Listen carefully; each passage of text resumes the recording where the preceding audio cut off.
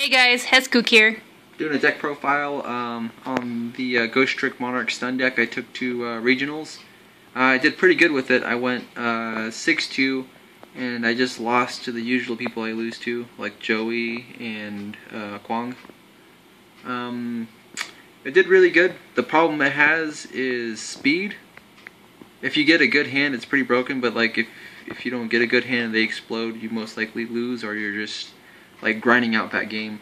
But here's the monster portion of the deck. There's triple Battle Fader. Stop people from OTKing you. Just a stall card. Tribute Fodder. 2 Ghostrick Mary. It gets your Ghostrick out of your deck. So like the thing I like about the Ghostrick engine is they're usually +1s or 1-for-1s, and they thin the deck out so you don't draw into them, so you can get to the better cards in the deck faster. 1 Ghostrick Jack Frost. He was decent throughout the day. I didn't need him. I often found that Battle Fader was just the better way to go, but I'm most likely going to cut this card. And then 2 Ghostrick Spectre. I love Spectre, and I like it at 2 because at 3 it'll clog, but at 2 you rarely draw it, and it's just like, you know, it's a +1 when it resolves, and it thins the deck out. And then your 3 Ghostrick Jingshis, which are, I love it at 3. I like drawing into at least one of my opening hand, so I can just set it and just thin the deck out, +1, get a Mary to my hand, or a Spectre. So it's just a great way to keep field presence and thin your deck. But at times it really sucks when you draw 2 Jingshis, because like, what are you going to marry for after that? You're going to marry for your last Jingshi or a Jack Frost. So I like 3. I just hate drawing into multiple copies. And then now for my tribute portion of my deck, we have the Dark Death Spirit. Spirit monster. It blows up all face-up monsters when it's summoned or flipped face-up. It's a really good tech card for like rogue matchups, and it's a good way to clear the field, so you can just poke for 22. Triple Caius, the best Monarch. I love drawing this card. I never didn't like drawing it. It got breakthrough skilled a few times. And then the Madolche's Fiend, which is, I have mixed feelings about it. There's some games where I summon it and it's just game, and there's others where they just like soul charge or do something that makes just a bigger monster and run it over. So he's good at 1. I wouldn't play more than that. But the card I like better than Madolche's Fiend is Vanity's Fiend. And that's because with Vanity's Fiend on the field, they can't make an Exceed over it, they can't use soul charge, and they also can't fucking super poly away your field, which is what happened in one round. One round I lost to Shaddoll, and that's because game 1 and game 2 he super polyed away my my lock. And I didn't have Vanity's Fiend, I had this card on the field, which usually wins me games against Shaddoll decks and Satellarknights, and also Burning Abyss, which is why I play this deck, is because it has such a great matchup against them, and it's really cheap to make. But End of Anubis is a card that won me a lot of my games over the weekend. Once they saw it, they read it, and they don't, like, most players didn't comprehend it. They would just read it and like, okay, and then they would activate Soul Charge, thinking they could get over it, and then they just wasted that card for no reason, or they try playing their Call of the Haunted and stuff like that. But it's a really good card. Its effects are like, while this card is face up on the field, all effects of spell, trap, and monster cards that target cards in the graveyard or that activate in the graveyard are negated. So he's just like a really good Necro Valley, in my opinion, in monster form. But this guy's pretty much the reason why I play the deck. And it's once I get this on the field and Monarch's Storm, the March of the Monarchs, I mean, it's pretty much a lock. They can't break out of it very easily. So that's the monster portion. Now we're gonna go to the spell portion, which is just Dark Hole, Allure. I played 1 Soul Exchange. I play 3 of the Monarch Storm 4th, but I found that in a lot of cases I just wanted another tributing outlet, and this is, you know, Soul Exchange. I hate the fact that I can't battle when it targets, but it's good at 1 because over the weekend a lot of people made Armades against me, and I can't get over that in most cases, so it's good to have either the Monarch Storm 4th or a Soul Exchange to get rid of Armades.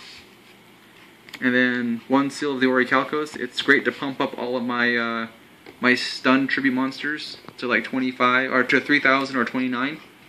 so most people can't get over it through battle. They can't destroy it with card effects or target it with card effects when I have March of the Monarchs out on the field. So it's a really good card.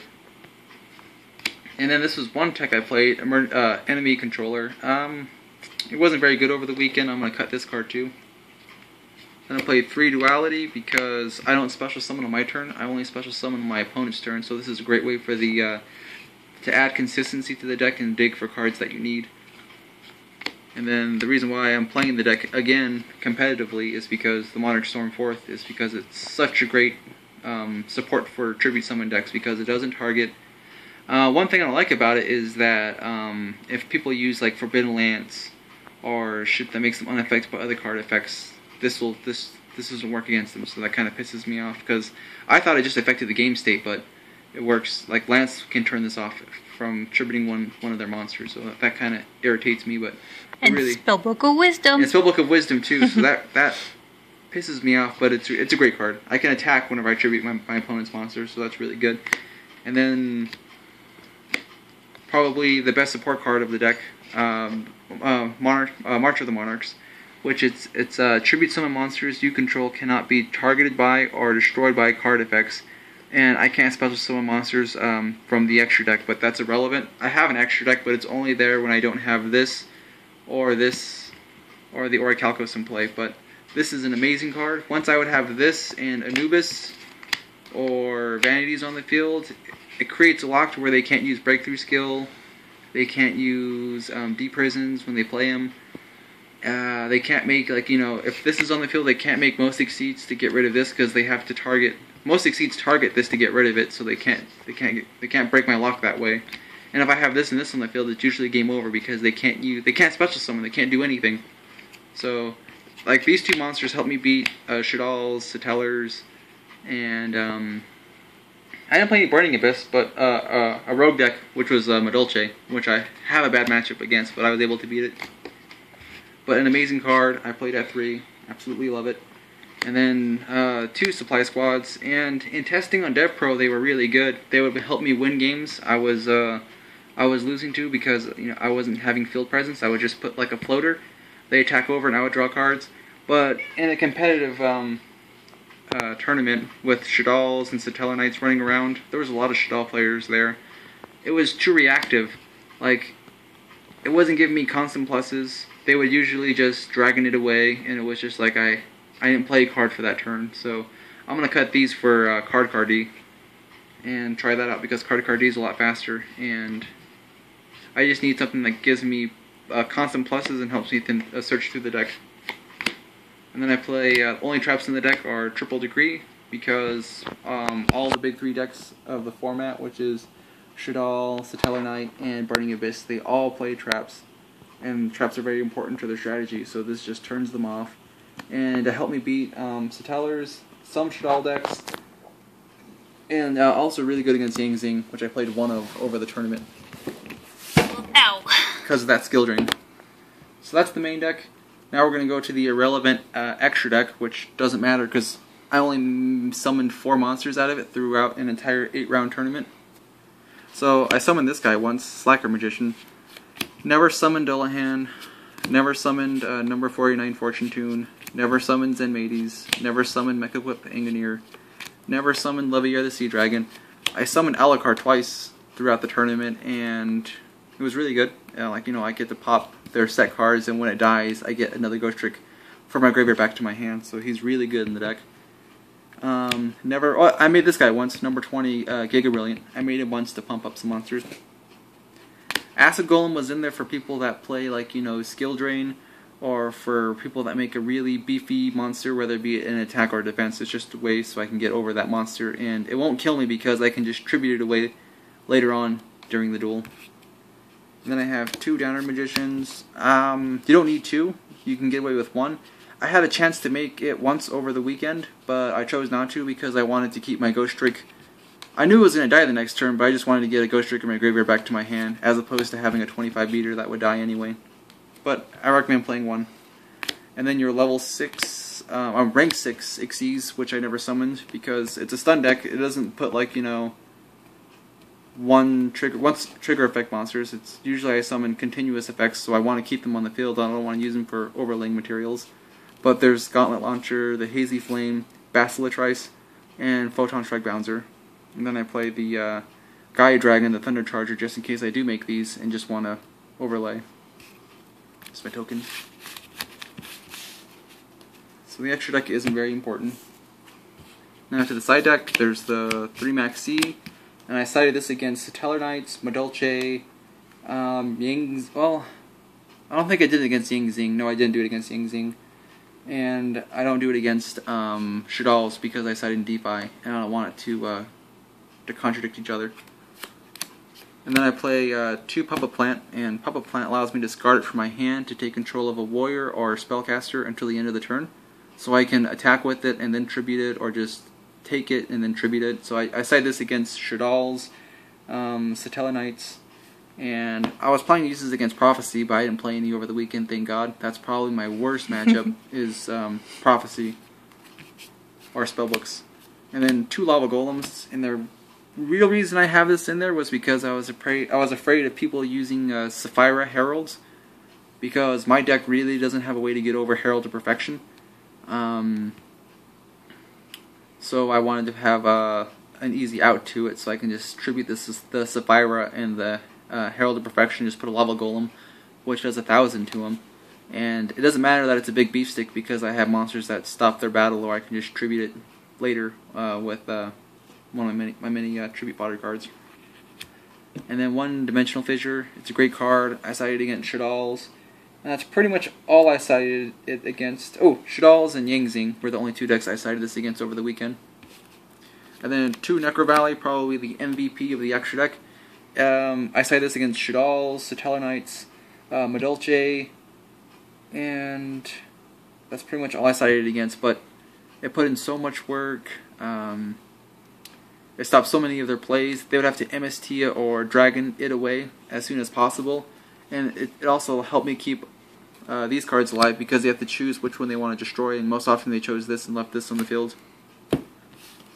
And it's a good way to stop Chaos monsters that summon, because BLS wrecks this deck, and if you have this on the field, you don't have to worry about BLS, but BLS is a very good card against this deck. And then 3 MST in the side, since I mained the 3 Decrees. I didn't find it necessary to main deck the MSTs. And I actually sided this against 2 of the Shaddoll decks I went against, because in Game 1 they played Vanity's Emptiness against me, and I was afraid of that, because that's how they beat me. After they either BLS'd me or Super Poly'd, and then they would just flip a face-up, what's that card? Vanity's Emptiness against me and beat me that way, but yeah, that's good. And then 2 Light Imprisoning Mirrors, and I had this mainly in there for Lightsworn and Bujin, because the good Bujin decks I play against don't play traps, so I can just cite out the Decrees and put in these. And then also Decrees don't do anything against Lightsworn, so I'll just cite out the Decrees and put these in. But overall, the side deck was really solid over the weekend. My losses, well, let me just do the roundup. Round 1 I played Shaddolls, I beat that 2-1. Round 2 was Madolche, I beat that 2-1. That's a bad matchup for me. Round 3 I played Satellarknight, I 2-0'd that, because I got a lock on him. And then Round 4 I played a Shaddoll Artifact, and that was Kwong, and he beat me because Game 1 and Game 2 he summoned BLS. In Game 2 I tried to tribute his BLS using the Monarch's Stormforth, but he compulsed back his BLS and then resummoned it the next turn and then just pushed my shit in. So I lost that round. That was my first loss to Shaddolls that day. And then round 5 I played against Shaddolls. I 2-1 that. That was a good game. And then round 6 I have no idea how this guy got to the top tables, but he was playing a 60 card Warrior stun deck that played Photon Strike Bouncer and a bunch of like random ass shit. But anyway, I beat him 2-1. He got in there with Exciton one game, and he made like a Excalibur, the 4000, the 4K beater. And then round 7 I played against Shaddoll, and I lost to Joey. That's who I usually lose to, and he 2-0'd me. And then round 8, oh yeah, he beat me because Game 1 and Game 2 he Super Poly'd away my End of Anubis. And then in one of the games, I tried to Caius away his Midrash, or his Winda, but he just Super Poly'd and took my Caius and his Winda and just made another Winda. So it was really good play on his part. And round 8, I played against Yang Zing. I wasn't expecting to play that all day. I hadn't seen a single Yang Zing player, but I 2-0'd that because I just put Vanity's Fiend on the field with March of the Monarchs, and he just couldn't get over that. So it's a really good stun deck. It's like it's really good against the main 3 decks of the meta. I got 12th place, went X2 out of 8 rounds. I'm gonna make small changes to it, try to make it faster. I want to put 3 card D in there, so I'm probably taking out the 2 supply squads and the 1 Jack Frost and putting in 3 card D just to speed it up. But that's pretty much it. If you guys have any suggestions, I would really appreciate it if you put them in the comments. And if you like the deck, like the video, and that's pretty much it. Okay, bye.